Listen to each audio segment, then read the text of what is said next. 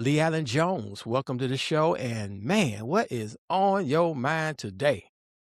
Well, it's Sunday morning and there's talk of war and who knows what may happen by the end of the day. Yeah, it's Sunday morning, and the Bible says, I ain't read the Bible in years, it's around here somewhere. There'll be wars and rumors of war. So, what kind of wars are you talking about? Oh, what's going on in Iran right now with the United States having a quote unquote an armada off the shores of Iran and potentially striking Iran and potentially, creating a global conflict. I think the last time we talked, you asked me would there be World War III, and I retorted that it had already started. I think I was a little bit more right than I wanted to be. Why is World War III necessary? You gotta think these conflicts are always over resources. If you know your history, World War One was basically a fight over who would divide and conquer the spoils of Africa. World War Two was a greater extension of that, and now this World War Three phase is no different. When you look at the fact that the commodities that are needed to have first rate economies are not always necessarily where you have sovereignty at, and so that's what we're seeing. It's basically the same thing that drug dealers fight over on who's going to be able to sell on what corner or not. I used to watch this guy a lot. Haven't done it in a while. I need to maybe go back. I think his name was Shai Bolsum. Some dude on the internet with these videos, but he sounds like he knows what he's talking about. And he talks about the global South and the Muslims and whatnot.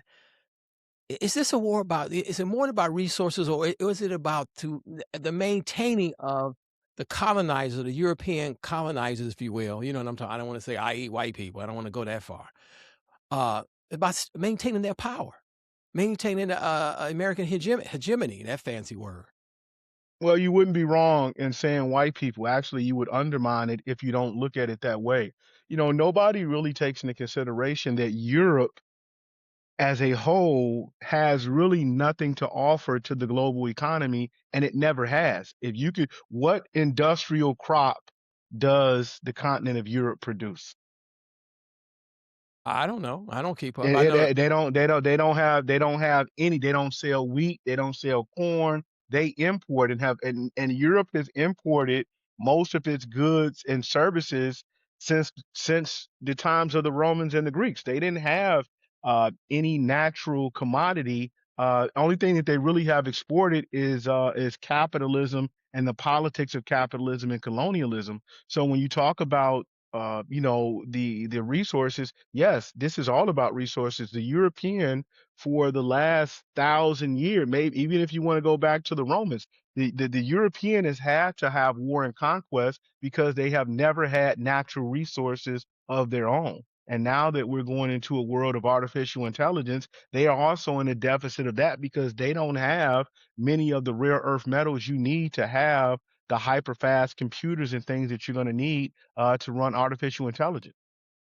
I used to hear that Ukraine was the breadbasket of Europe or that region or whatnot. Now I'm a novice. I don't know a lot of this stuff per se. I know bits and pieces, but when I see the experts on the internet on these videos, they have the depth of knowledge. They have a large body of knowledge, but they are guessing. No one really knows what's going to happen.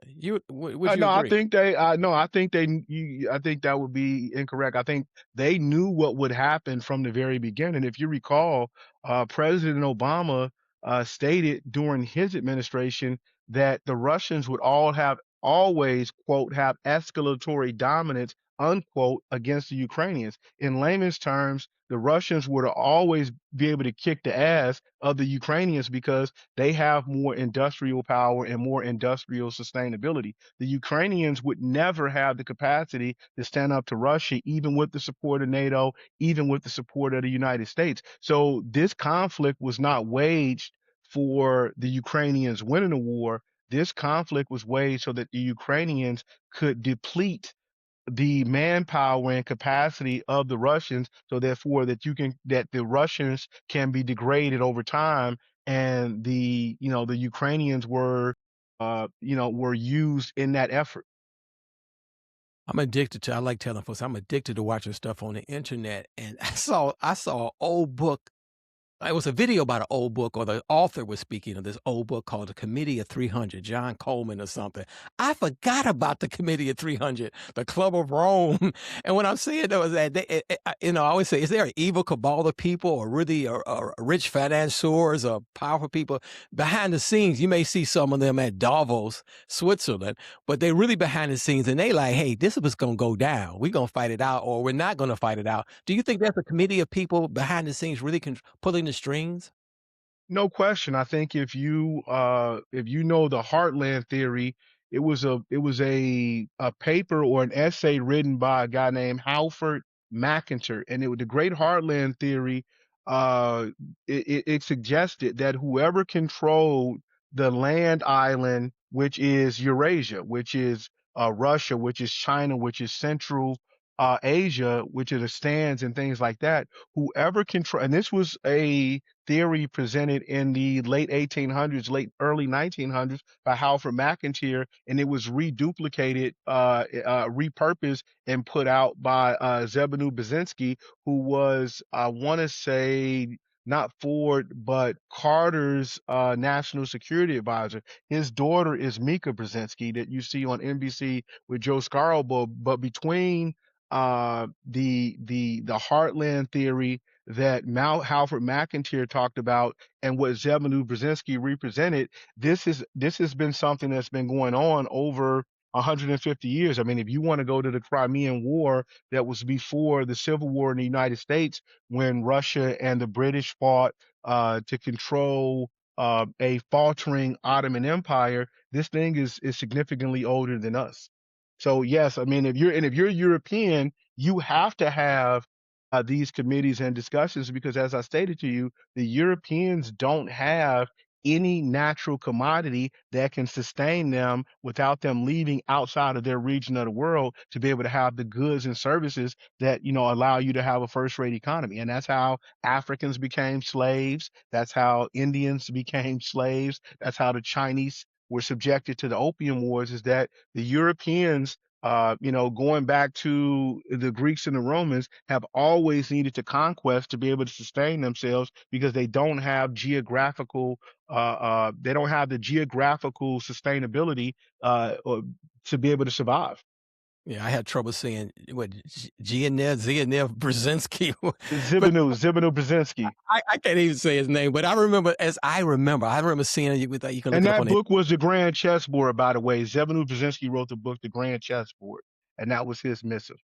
Yeah, I remember seeing him when Reagan got shot back in the day. You probably can see the video on the internet. When Reagan got shot, he was in the press room and said, "Listen here, I'm in charge now."